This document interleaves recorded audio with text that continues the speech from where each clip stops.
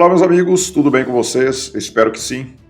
Meus amigos, vocês sabem, vocês se lembram que no ano passado, logo no início da pandemia, o ministro do STF, Luiz Edson Fachin, deu uma decisão dizendo que a polícia estava proibida de adentrar algumas partes da cidade do Rio de Janeiro, né? Notadamente ali nas favelas, as regiões mais pobres e onde tem mais criminalidade na cidade do Rio de Janeiro. E a polícia, então, ficou proibida de fazer operações ali e ficou proibida, inclusive, de usar helicópteros. E aí, quando foi ontem, houve uma operação, né, e vários mandados de prisão, inclusive, e a polícia acabou desobedecendo a tal ordem do ministro Luiz Edson Fachin, adentrou a favela do Jacarezinho e lá houve um tiroteio. E parece que até agora, atualizados os dados, parece que morreram 28 pessoas. E a extrema imprensa, a velha imprensa, já está noticiando isso como uma violência policial, um massacre. Não importa se aquelas pessoas que lá foram mortas, se eram traficantes. O importante é falar mal das forças policiais. Há uma inversão de valores muito grande em tudo isso. Porque nós já vemos também o pessoal da extrema esquerda em desespero em defesa dos marginais. Eles, quando vê marginal morrendo, eles ficam desesperados. Eles são contra o cidadão de bem ter uma arma em casa para se defender, mas eles defendem criminosos que andam fortemente armados, aterrorizando a população ali no Rio de Janeiro, por exemplo. Então, esses criminosos, eles agem nesses locais, eles fazem ali os seus tráficos de entorpecentes e ali eles usam a população de bem como escudo humano. Eles também pegam os menores, né, crianças, adolescentes, para serem soldados do crime, como eles dizem, né? E acaba que essas crianças e adolescentes acabam tendo contato com armas desde muito cedo. E isso sempre para cometer crimes. Mas a extrema esquerda, como eu disse, é contra você ter um simples revólver na sua casa.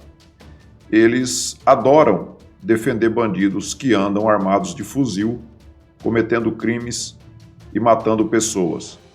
Para a extrema esquerda, o ideal seria que o Brasil fosse comandado pelo crime. Não à toa nós vemos essa gente defendendo ditadores como Nicolás Maduro e como o presidente de Cuba, da Coreia do Norte. Eles adoram uma ditadura e não tem ninguém no Brasil que fala mais em democracia do que esse pessoal da extrema esquerda. Dias atrás, um amigo meu estava me perguntando por que eu chamo de extrema esquerda. Eu disse simples, porque eles são da extrema esquerda. PT, PCdoB, PSOL, Rede, PSB agora. Já está tendo muito extremista dentro do PSB, que é uma nova força da extrema esquerda. E nós todos temos que adjetivar esse pessoal como extrema esquerda, que é o que eles são. Além de ser extremistas, eles são corruptos, porque não tem um lugar onde esse pessoal põe os pés que eles não destroem com corrupção e com roubalheira. Então, muita gente está surpreso de ver esse pessoalzinho da extrema esquerda arrepiados com a morte dos traficantes. Todos ali bravos com a polícia, tentando demonizar as forças policiais, como fizeram nos Estados Unidos, né? Na época do Black Lives Matter, eles demonizaram a polícia, jogaram a população contra a polícia. Mas aqui no Brasil nós estamos atentos no que nós já vemos, somos testemunhas do que esse pessoal da extrema esquerda é capaz de fazer.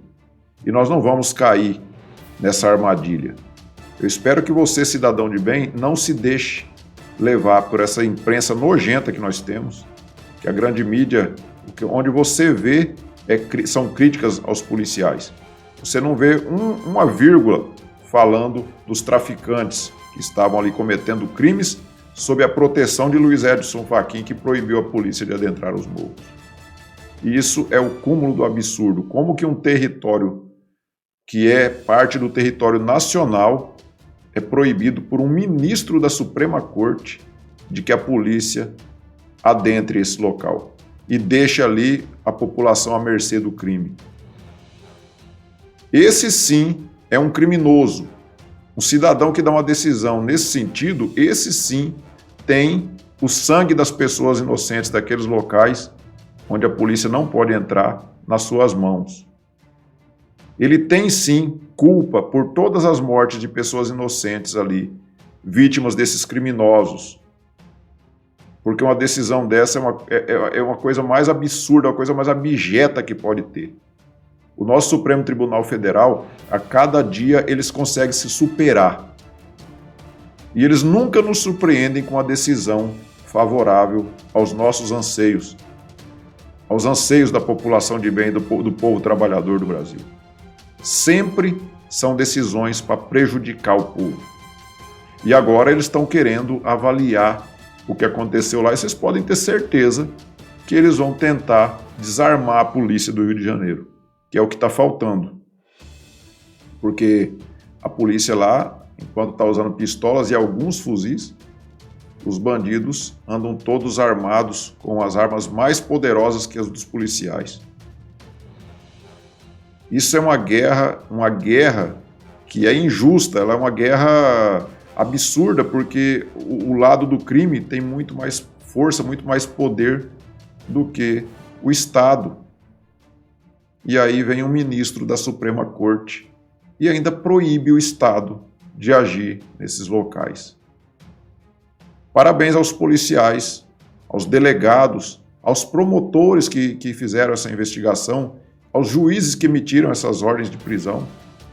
Parabéns a vocês por descumprirem essa ordem absurda do ministro Luiz Edson Fachin.